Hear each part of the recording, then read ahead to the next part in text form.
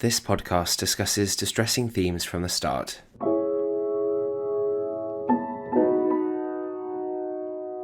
In the early hours of the 7th of June 2019, my world changed forever. My friend and flatmate took his own life while we were living together in university halls, and nearly 4 years on, a question is still lodged in the back of my mind. What could have been done to prevent his death? An average of 100 students take their own life each year, according to the Office of National Statistics, and the parents and friends of those who die ask themselves the same question. A group of bereaved parents called the Learn Network have come up with a possible answer, a statute legal duty of care for higher education students that would ensure universities have a legal duty to look after the well-being of their students. People describe suicide as a silent killer. It's only a silent killer if you're not listening. Every suicide should be properly scrutinised as a lesson of what's gone wrong. These are preventable deaths. Then something needs to change. I know firsthand the devastating effects of student suicide, and so I want to understand if this could protect future students from what happened to my friend. I've come to Nottingham to meet the parents of Natasha Abrahart, who took landslide legal action last year and successfully sued her university for not accommodating Natasha's disability, social anxiety disorder, but they were unsuccessful in their claims against the university that she was owed a duty of care. The judge ruled that there is no statute or precedent which establishes the existence of such a duty of care owed by a university to a student. Since the ruling, Bob and Maggie have been fighting to raise awareness of this lack of legal safeguarding, which they believe would have saved their daughter's life. I just remember Natasha as being good at everything that she did, really conscientious, really hard-working, really enthusiastic about physics and computer programming and baking and playing the piano. Always very independent. She wanted to do things for herself. We had a police officer knock on the door, the one you just walked through, and it was the usual, "Can I come in?" And you know instantly it's bad news. It's an unimaginable shock. You don't know how to react. And I then had the job of phoning Mags up and telling her the news. You think, how would I break this news to someone? You have to say it bluntly and outright. The words, "Natasha is dead." It's like all of a sudden you're plucked out of this world and you're put into a dream. Can you tell me more about the statute duty of care that you're both so passionate about? Why do you think there is a need for this legal statute duty of care? Everyone has assumed that there is a duty of care, and nobody's ever actually sort of checked. We felt there should be one. It applies in virtually every other walk of life. Why not have university students protected in a similar manner to the staff at the university? I mean, in Natasha's case, her flatmate actually wrote on her behalf on her email to a department saying she's suicidal. She's tried to take her own life. Now, to my mind, that would require somebody to do something differently, or maybe pass it on to the wellbeing service whom they were already in contact with. That was the whole point of telling someone, and that didn't happen. I mean, realistically, a duty of care will not save everybody, but we hope it would save a lot of people. We hope it would catch people earlier on, so that they're not withdrawing from courses. They're able to continue. They just stay mentally healthy during their time. What we don't want is for all the pressure to be put on staff to sort out the problem. The problem is the systems. It is not individual members of staff. There are a lot of very caring members of staff out there. Majority are very caring and want to help. The system doesn't allow them to give the students the time that they need just to say, "How are you? How's it going?" If 100 or more students take their own lives each year, then something needs to change.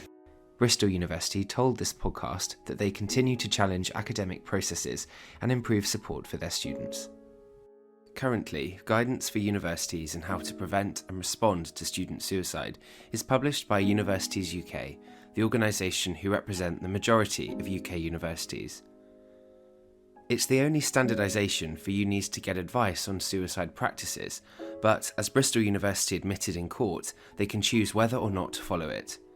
The Learn Network's coordinator, Lee Fryatt, believes that a statute duty of care would make sure universities have to follow similar guidance. Universities UK declined to speak to me. If you work in university as an employee, your employer has a statutory duty of care. If you're a college student at 17, colleges and FEs have defined duties of care. And then yet 10 weeks later, when somebody migrates from college and enters university, all of that stops. If we look at the students that we've lost to suicide, we continually see students falling through gaps. They fall through gaps because information is not being shared between the academic side, the student support side, or the admission side. That information about a student being at risk is there, but it's not being shared. And then what that means is people are making decisions with not all the available interests, so they're not accurately able to identify a level of risk that a student may or may not be presenting. But the problem is that because there's no statutory responsibility, there's no imperative for all universities to step up and adopt that best practice. Yeah, there's no drive for them to bring into place these improvements at pace. And it's just taken far too long to persuade, cajole, or wait for universities individually to do the right thing. Fundamentally, if you believe that suicides are preventable, we shouldn't be losing 100 students, there or then about 100 students every year in our universities. And every suicide should be properly scrutinised as a lesson of what's gone wrong and an opportunity to learn and make sure it doesn't happen again. Mental health campaigner Ben West has been a supporter of the proposed duty of care since the beginning. He feels that without a legal duty of care, students are left vulnerable amid rising mental health concerns. I want to understand from Ben how this proposed statute duty of care differs from the legal protection students have now. At the moment, universities have a very basic duty of care, which is basically if their stairs crumble in a building and someone gets injured, they're liable for it, okay? What we're now asking is to look past that general duty of care and actually get some transparency on what the enhanced duty of care is because they are students. And why we're going down this route now with the legal change is we need to force change here. Trying to create any sort of moral, ethical reaction is not going to work. I've worked with a lot of people that have tried to appeal to the ethical, human, moral side of the university leaders. And for the majority of universities, that is not something that they're really interested in at all. I've spoken to far too many students that have been failed. And sadly, I've spoken to friends of students that are no longer alive, that died in their halls, that died on the campus, that died whilst they're at university. Some of those students, those families have tried to take the uni to court, or that's been looked into, and actually they haven't done anything wrong. And in my work as a mental health campaigner, I've had a lot of people come forward with some really awful stuff that's going on at university.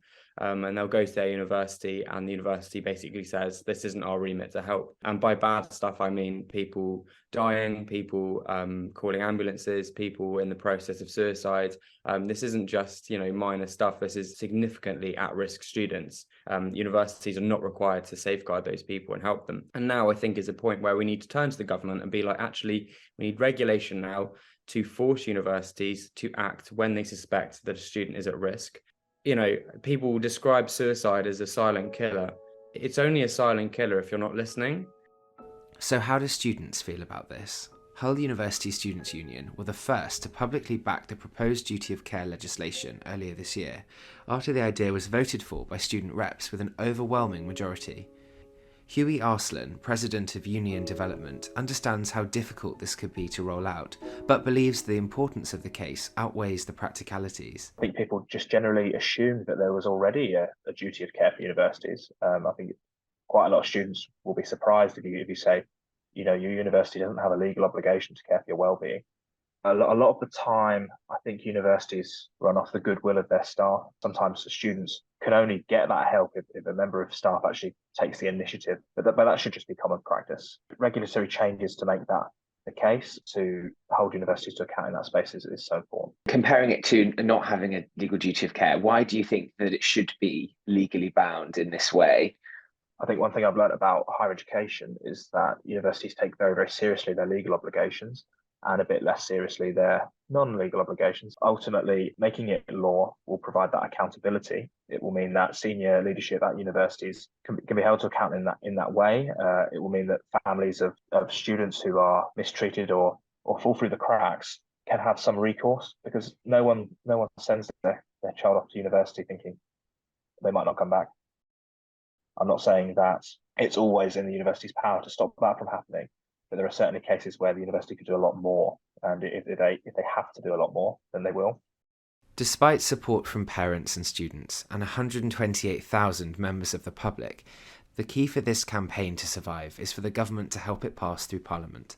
Whilst making this documentary, the Learn Network's petition passed 100,000 signatures, and the Department for Education responded, stating that higher education providers already have a duty of care not to cause harm to their students through their own actions. As Natasha's case established, many I have spoken to believe that the general duty of care just isn't enough to protect students. To understand how the government feel about the proposed statute duty of care, I'm speaking to Professor Edward Peck, CBE.